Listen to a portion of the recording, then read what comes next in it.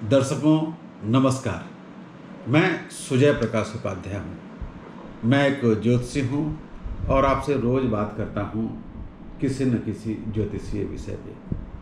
आज मैं बात करने वाला हूँ जुझारूपन की, संघर्ष से लड़ने की क्षमता की, विपरीत परिस्थितियों में भी हार न मानने की जो जिजीविषा है उसकी, और उसका ज्योतिष में क्या लक्षण दिखता है, इन बातों पे हम चर्चा करेंगे आज। इन बातों पे मैं चर्चा करूं उसके पहले मैं एक बहुत छोटी सी कहानी आपसे शेयर करना चाहता हूं। कहानी यह है कि कुछ शरारती बच्चों ने 2 मेढक पकड़े, उसे अलग अलग दूध के कनस्तर में डाल दिया। पहले मेढक ने ऊपर छलांग लगाई, नीचे छलांग लगाई, दाएं छलांग लगाई, बाएं छलांग लगाई। उसने सोचा अब क्या, जीवन का अंत।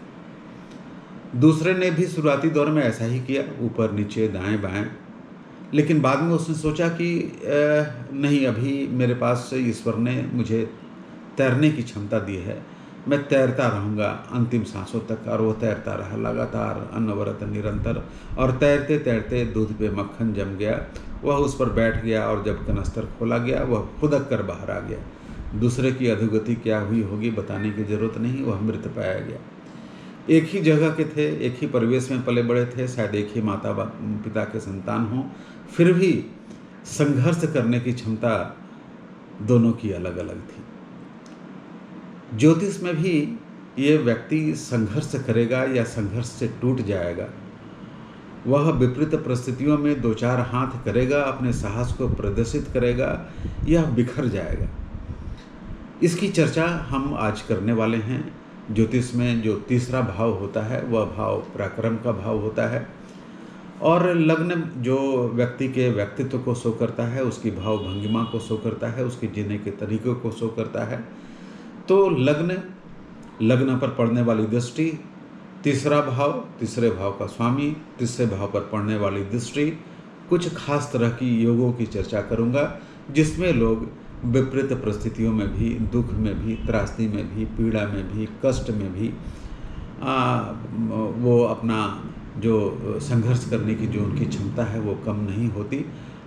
उनके सोचने का ढंग अलग होता है, उनका मन मजबूत होता है, वो दृढ़ प्रतिज्ञ होते हैं, अपने लक्ष्य के प्रति समर्पित होते हैं। तो ऐसे किस तरह की स्थिति ज्योतिष में होगी, इसकी चर्चा भी आज हम करेंगे। तो सबसे पहले तो हम पराक्रम भाव की चर्चा करें।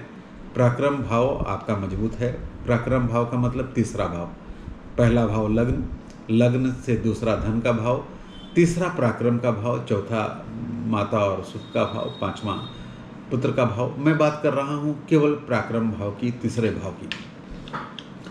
आपके तीसरे भाव यदि मजबूत हैं, तीसरे भाव का स्वामी वही है, मजबूत ग्रह उसको देखते हैं, खास तरह का योग बनाता हुआ वहाँ है, तो आप विपरीत परिस्थितियों से घबराएंगे नहीं, विपरीत परिस्थितियों को अवसर बना लेंगे और आप आगे बढ़ेंगे। उदाहरण स्वरूप स्वर्गीय अब्दुल कलाम साहब, हमारे पूर्व राष्ट्रपति, कितनी विपरीत परिस्थितियाँ थीं। ब्रिटिश काल का वह रामेश्वरम शहर, वहाँ से कोई बच्चा बाहर निकल के देश का राष्ट्रपति बनता है तो जीने की जिजीविषा, कुछ कर गुजरने की तमन्ना और साहस और निर्भयता वह उनमें दिखी थी, क्योंकि उनका पराक्रम भाव बहुत बहुत ही मजबूत था। दूसरी बात यह है कि यदि आपका लग्न में मंगल हो या सप्तम भाव में मंगल हो, क्योंकि सप्तम भाव से मंगल पूर्ण दृष्टि से लग्न को देखता है, तो भी विपरीत परिस्थितियों में, खराब परिस्थितियों में,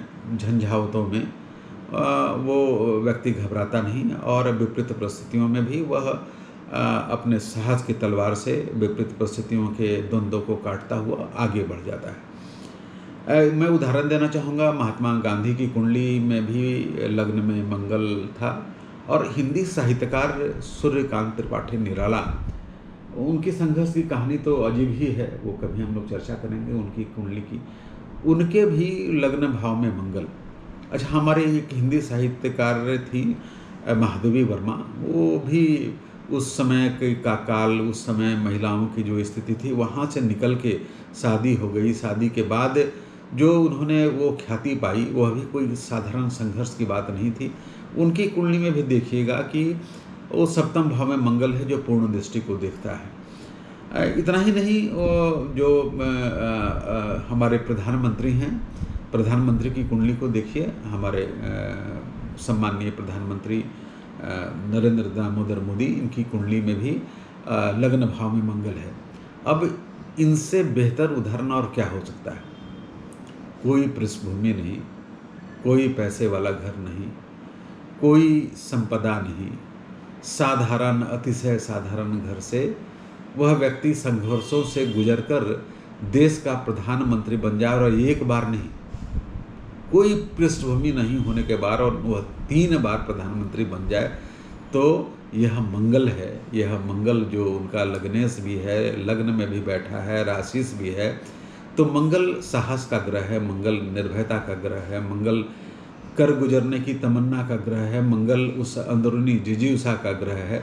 तो मंगल जिसकी भी कुंडली में हो, ऐसी स्थिति में, हाँ, अच्छी स्थिति में होना चाहिए, वह नीच का नहीं होना चाहिए, वह पीड़ित अवस्था में नहीं होना चाहिए, तो ऐसी स्थिति में वह व्यक्ति आगे बढ़ता है।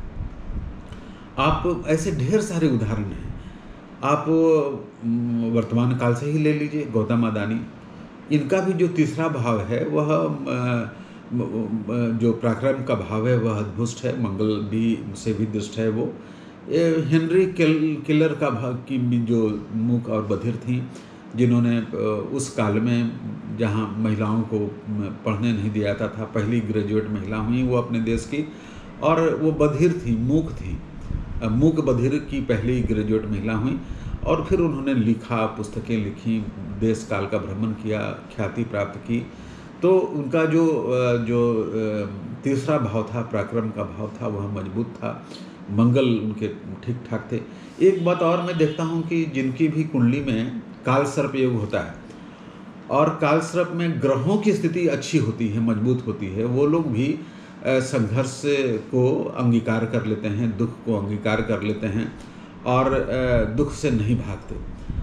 दुख के समय वो अपना सारे उपकरण बाहर निकाल लेते हैं और उनसे लड़ते हैं, संघर्ष करते हैं, जुझारूपन दिखाते हैं, साहस दिखाते हैं, निर्भयता दिखाते हैं। मैं उदाहरण आपको दूं, धीरू भाई अंबानी, इनकी कुंडली में काल सर्प योग थे, लेकिन ग्रहों की स्थिति अच्छी थी, तो इन्होंने जीवन में वह जुझारूपन दिखाया, वह संघर्ष दिखाया, वह कुछ कर गुजरने की तमन्ना दिखाई, वह संघर्ष से नहीं घबराए, विपरीत परिस्थितियों से नहीं घबराए, छोटे छोटे कारोबार किए, छोटी छोटी नौकरियां की, और उससे अपने इस साहस से, इस संघर्ष करने की क्षमता से, इस जुझारूपन से वो आगे बढ़े। ऐसे और भी ढेर सारे उदाहरण हैं। आप काल सर्प योग में जवाहरलाल नेहरू को लीजिए। जवाहरलाल नेहरू को भी बहुत संघर्ष करने पड़े, 30 सालों तक तो इन्हें जेल में ही रहना पड़ा। उसके बाद ये प्रधानमंत्री बने। काल सर्प योग था, लेकिन संघर्ष करने की क्षमता अद्भुत थी। ये विचलित नहीं हुए, ये अच्छे घर के थे, ये संघर्षों से अलग होकर अपने घर में बैठ सकते थे, ये उस आंदोलन में भाग नहीं ले सकते थे, जेल जाना से बच सकते थे, लेकिन इन्होंने संघर्ष किया, और संघर्ष के उपरांत हमारे देश के प्रथम प्रधानमंत्री बने। एक और योग है, वह है शनि मंगल योग। आप देखेंगे कि जो शनि मंगल योग है वह भी व्यक्ति को बहुत जुझारू और जीने की जिद देता है। वह व्यक्ति जिद्दी होता है। मैंने बताया था कि वो आंदोलन के समय में, स्वतंत्रता आंदोलन के समय में कुछ वैसे लोग थे जिन्हें यह प्रलोभन दिया गया कि आप केवल माफ़ी मांग लीजिए तो आपको काला पानी की सज़ा से मुक्त कर दिया जाएगा। वो जिद्दी इतने थे अपने जीवन के लक्ष्यों के प्रति, अपने जीवन के दृष्टिकोण के प्रति, कि उन्होंने कभी भी ऐसा नहीं किया। वैसे अधिकतर लोग शनि मंगल से युक्त होते हैं। आपने देखा होगा, अभी भी के अन्नामलाई की कुंडली में वह है, राहुल द्रविड़ की कुंडली में है। ये लोग ने भी संघर्ष से कभी हार नहीं मानी। राहुल द्रविड़ भी बहुत मध्यम वर्गीय परिवार से, के अन्नामलाई भी बहुत मध्यम वर्गीय परिवार से, लेकिन जीवन जीने की जो कला है, जीवन जीने की जो जिजीविषा है, जीवन जीने का जो संघर्ष है, जीवन जीने के लिए जो साहस की ज़रूरत होती है, इन्होंने विपरीत परिस्थितियों में भी उसे शो किया, ये भागे नहीं।